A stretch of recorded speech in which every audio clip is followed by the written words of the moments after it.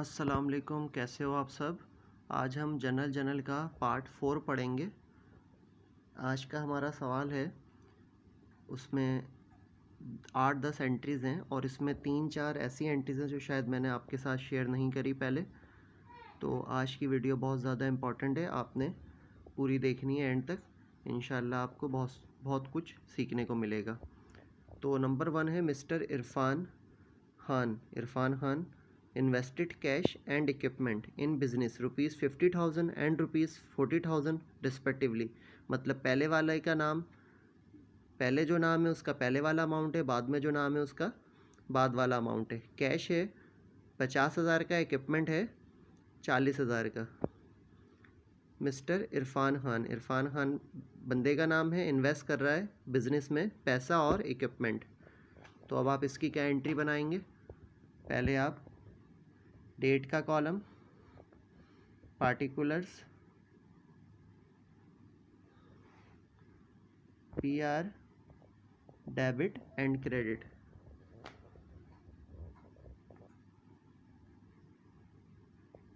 दो steps, heading आएगी mister Irfan Khan,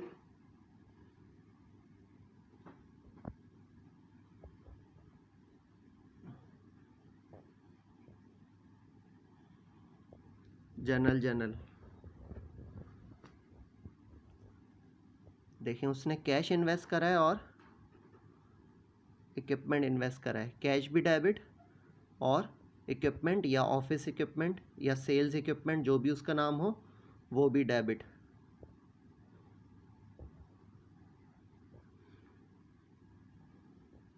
cash कितना था? 50,000। इक्विपमेंट कितना है? 40,000। अच्छा, आपने ये काम करना है, मैं देखें यहाँ पे आपके लिए वीडियो रोक रहा हूँ 2 मिनट तक। आप यहाँ पे स्क्रीनशॉट ले लें, सही है, और ताकि आपके पास, और फिर उस स्क्रीनशॉट का आप सवाल अपने पास उतार लें या जो भी करें, आपको इजी रहेगा कि सवाल क्या है, सही है। तो आप सब ने ले लिया होगा स्क्रीनशॉट। अच्छा, कैश है 50,000, इक्विपमेंट है 40,000। कैपिटल हो गया इरफान खान का कितना?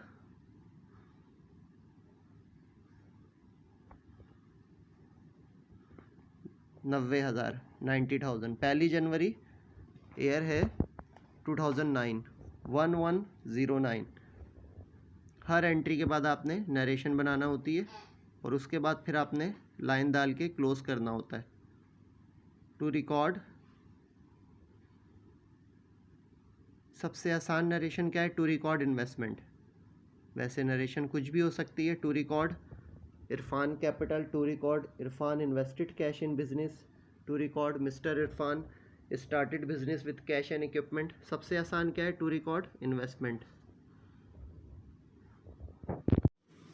देन हमारे पास नंबर 2 एंट्री है 5 जनवरी 2009। Purchase merchandise on account ₹50,000। Merchandise purchase करी 50,000 की, ठीक है।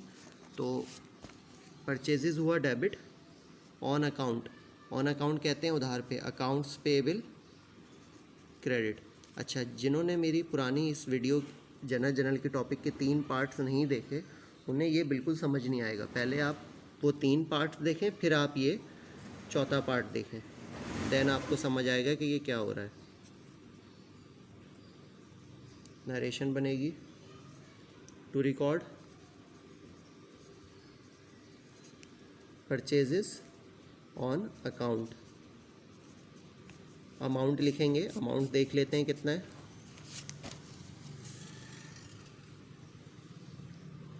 50,000 अमाउंट आ गया।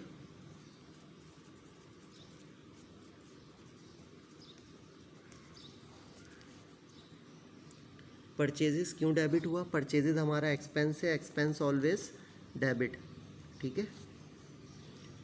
और अकाउंट्स पे बिल हमारी लायबिलिटी है। क्यों क्रेडिट हुई? क्योंकि लायबिलिटी ज़्यादा हो गई थी, इंक्रीज़ हो गई थी। कैसे पता चलेगा क्या चीज़ कम हो रही है, क्या चीज़ ज़्यादा हो रही है, क्या चीज़ क्या है?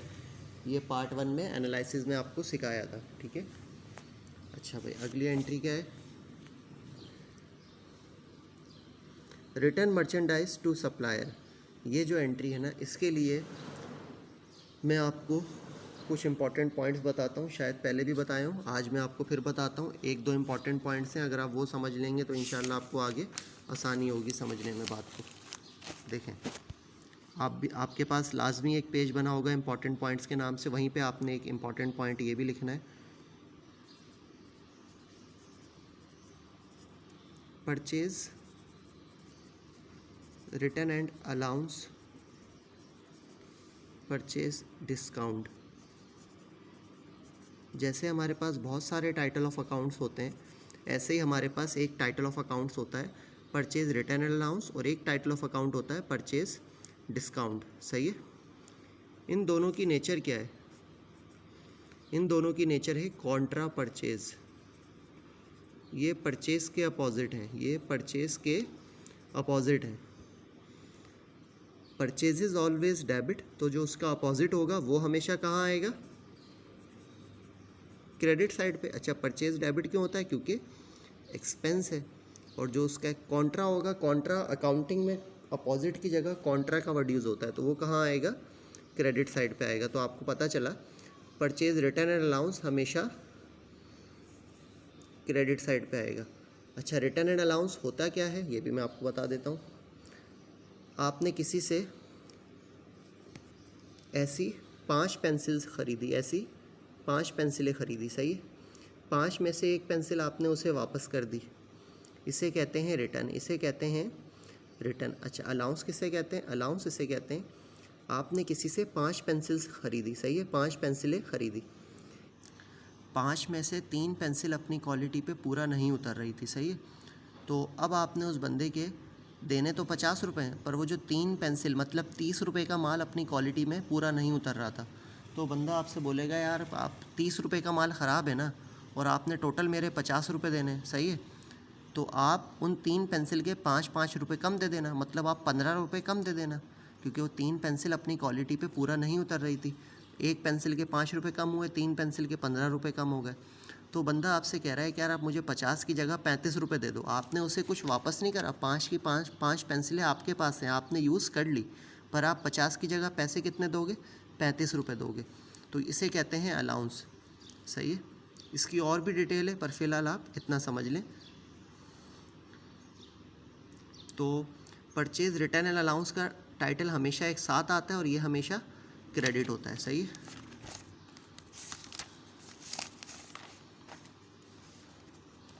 तो परचेज रिटर्न की एंट्री क्या बनेगी?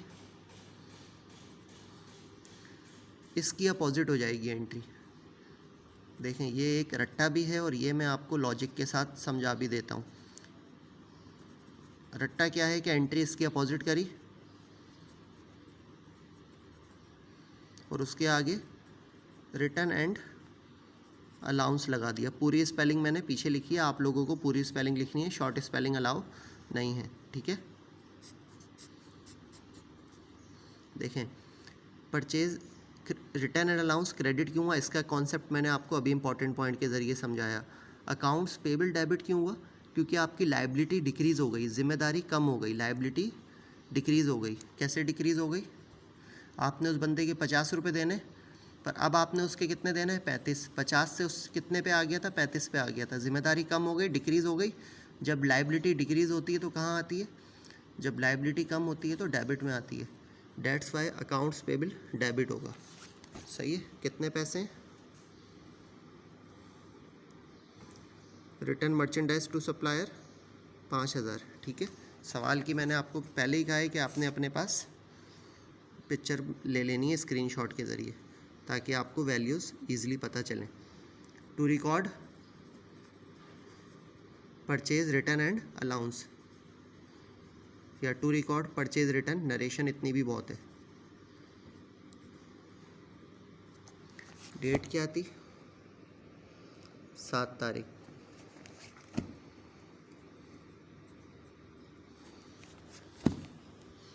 अच्छा, अब क्या है? Sales merchandise to Aslam 14,000, Aslam को 14,000 का माल बेचा। इस एंट्री की अगर मैं डिटेल में गया तो आप सब शायद बोर होने लग जाओगे। सिंपल एंट्री है, बंदे का नाम आ गया, बंदे का नाम आ जाता है तो वो माल उधार पे बेचा जाता है, वो माल उधार पर बेचा जाता है। Account receivable debit, sales credit.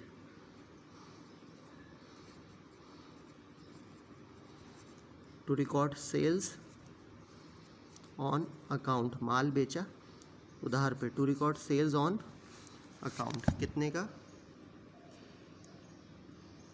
14,000 का, 14,000 का। तारीख क्या है? 9 तारीख है। 14,000 का माल बेचा है 9 तारीख को। डेट डाली 9 जनवरी 2009, पैसे लिखे 14,000। एक बात आपको कई बार बताइए, एक दफ़ा फिर बता दूं, जितने पैसे डेबिट में लिखे जाते हैं उतने ही पैसे क्रेडिट में लिखे जाते हैं। अगली एंट्री है रिटर्न मर्चेंडाइज बाय असलम। देखें यहाँ पे था sale merchandise to Aslam, Aslam को माल बेचा, बंदे का नाम आ जाए तो माल उधार पे बेचा जाता है। अब क्या कर रहा है, असलम ने आपको 500 का माल रिटर्न कर दिया, सही है।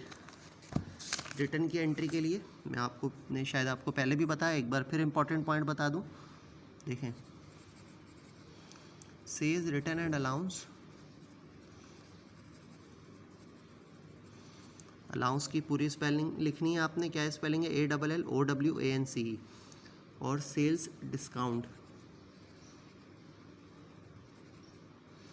इन दोनों की नेचर क्या है? इन दोनों की नेचर है कॉन्ट्रा सेल्स, ऑलवेज डेबिट, क्योंकि सेल्स ऑलवेज क्रेडिट होती है तो कॉन्ट्रा सेल हमेशा डेबिट होती है। अच्छा, तो सेल रिटर्न की डेट क्या थी? 11 जनवरी 2009। पैसे कितने हैं? 500। आपने लिखा 11 जनवरी 2009।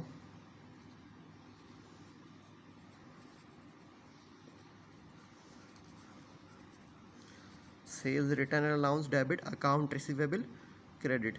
अच्छा, एक मैं आपको फिर बता दूं, आपने अकाउंट रिसीवेबल की स्पेलिंग पूरी लिखनी है, शॉर्ट स्पेलिंग अलाउ नहीं है।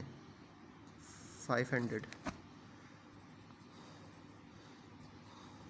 अच्छा, एक बात और, यहाँ पे अगर आपको बंदे का नाम पता हो तो नाम लिखना भी ज़रूरी है फर्स्ट ईयर के बच्चों के लिए, सही है।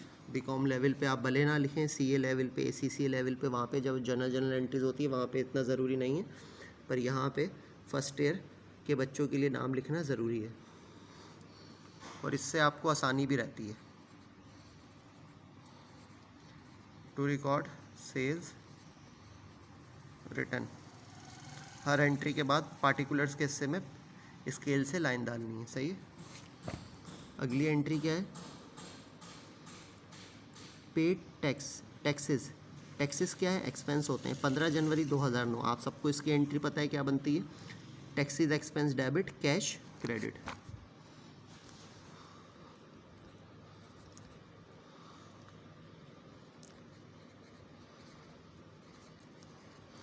दुनिया में जितने भी एक्सपेंस हैं सब डेबिट होते हैं, सही है। Expenses always debit, that's why always expenses always increase, that's why always debit. खर्चा हमेशा ज़्यादा होता है इसलिए हमेशा डेबिट होता है, ये मैंने आपको इम्पॉर्टेंट पॉइंट लिखवाया हुआ है। टू रिकॉर्ड टैक्सेस एक्सपेंस, पैसे कितने हैं? 4,000। अच्छा, अब हमें अगली एंट्री बनानी है, बड़ी अहम बात, ये बात सब सुने, गौर से सुने। अगली एंट्री आपने बनानी है, सही है। अगली एंट्री बनाने के लिए आपको अगले पेज पे जाना पड़ेगा, सही है। जब भी आप नए पेज पे जाएं तो नए पेज पे हेडिंग वगैरह दोबारा नहीं आती, हेडिंग वगैरह दोबारा, अब जैसे अगर आप इस पेज पे हैं, सही है, इस पेज पे अगर आपने एंट्रीज़ बनानी है तो ये हेडिंग वगैरह आप दोबारा नहीं डालेंगे, डायरेक्ट एंट्रीज़ बनाएंगे, सिर्फ लाइनें ड्रॉ करेंगे और एंट्रीज़ बनाएंगे, हेडिंग दोबारा नहीं डालेंगे, ठीक है। अच्छा, एंट्री क्या है? Purchase computer and typewriter ₹4,000 and 5,000। 4,000 का कंप्यूटर ख़रीदा है, 5,000 का टाइपराइटर ख़रीदा है। Computer, typewriter, fax machine, photostat machine, printer, laptop, कैमरे वगैरह, ये सब क्या हैं? ये सब ऑफिस इक्विपमेंट्स हैं। ये सब क्या हैं? ऑफिस इक्विपमेंट्स हैं। तो ऑफिस इक्विपमेंट्स डेबिट,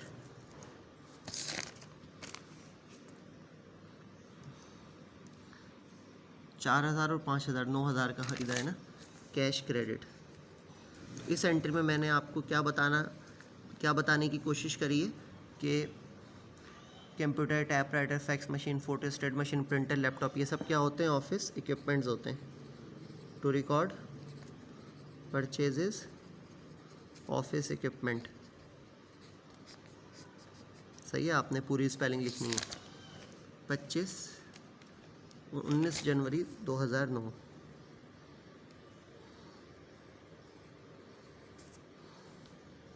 अच्छा, अगली ये जो लास्ट 2 एंट्रीज़ हैं ये बहुत इंपॉर्टेंट एंट्रीज़ हैं, गौर से समझें। देखें, रिसीव कैश फ्रॉम असलम, सही है, असलम से पैसे लिए, असलम से पैसे लिए। कितने पैसे लिए नहीं पता। अब आपको कैसे पता चलेगा कितने पैसे लिए? देखें, आपने असलम को कितने का माल बेचा? 14,000 का माल बेचा। Return merchandise by Aslam, Aslam ने आपको वापस कितने का माल कर दिया? 500 का। जो माल उसने वापस कर दिया, क्या आप वो पैसे मांगोगे? नहीं मांगोगे। तो आप कितने पैसे मांगोगे? 14,000 में से 500 का माल उसने वापस कर दिया, 13,500। तो ऐसी एंट्री भी आने का चांस होता है कि पैसे नहीं बताए होते, आपको खुद समझने होते हैं। रिसीव कैश फ्रॉम असलम, तो आपने कितने पैसे लिए होंगे? 13,500। रिसीव कैश फ्रॉम असलम, पैसा ज़्यादा हो गया, कैश डेबिट। और असलम से आपका ताल्लुक़ क्या था? अकाउंट रिसीवेबल का, अकाउंट रिसीवेबल क्रेडिट, सही है। कैसे, ये मैं आपको और समझा देता हूँ। देखें, आपने असलम से पैसे ले लिए ना, आपका वसूली का हक़ कम हो गया। अब आप असलम से पैसे दोबारा नहीं मांगोगे, आपने उससे पैसे ले लिए। पहले कितने लेने थे आपने? 13,500। अब आपने उससे कोई पैसा नहीं लेना, आपका अकाउंट रिसीवेबल कम हो गया, अकाउंट रिसीवेबल में कमी आ गई, सही है। To record cash collection,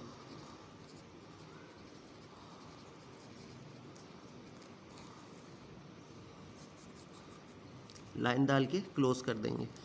date क्या है? 25 जनवरी।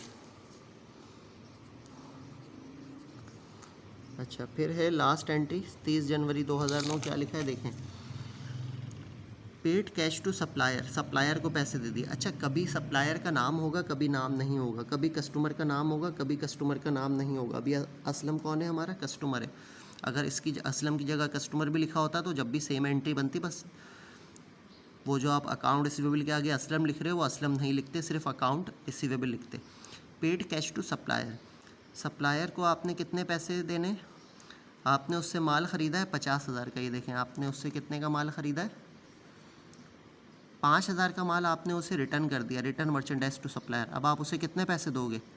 45,000, 45,000, सही है, क्योंकि 50 का देने थे, 5 का माल वापस कर दिया, तो आप कितने देने? 45 देने, क्योंकि वो तो माल ही वापस कर दिया हमने। तो जो माल वापस कर दिया उसके पैसे तो नहीं देंगे, ज़ाहिर है। तो पैसे तो आपके पास से गए, लेकिन आपकी ज़िम्मेदारी भी कम हो गई, आपकी लायबिलिटी भी कम हो गई।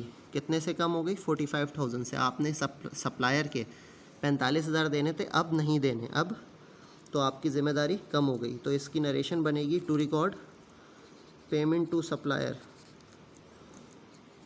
पेमेंट टू, हर एंट्री के बाद स्केल से लाइन डालनी है, सही है। मैं तो पेंसिल से ही डाल रहा हूँ और मैं शॉर्ट स्पेलिंग भी लिख रहा हूँ। इसकी 2-3 वजूहत हैं। एक वजह तो ये है कि शायद मेरी आदत भी है, और दूसरी वजह ये है कि वीडियो ज़्यादा लंबी ना हो। जितनी लंबी वीडियो होगी शायद आप बोर होने लगें, तो इसलिए मैं जल्दी काम कर रहा हूँ, जो काम जल्दी हो सकता है। लेकिन जो बात डिटेल में समझाने की है वो मैं डिटेल में समझा रहा हूँ। तो ये लास्ट एंट्री मैं आपको समझाऊँ दोबारा।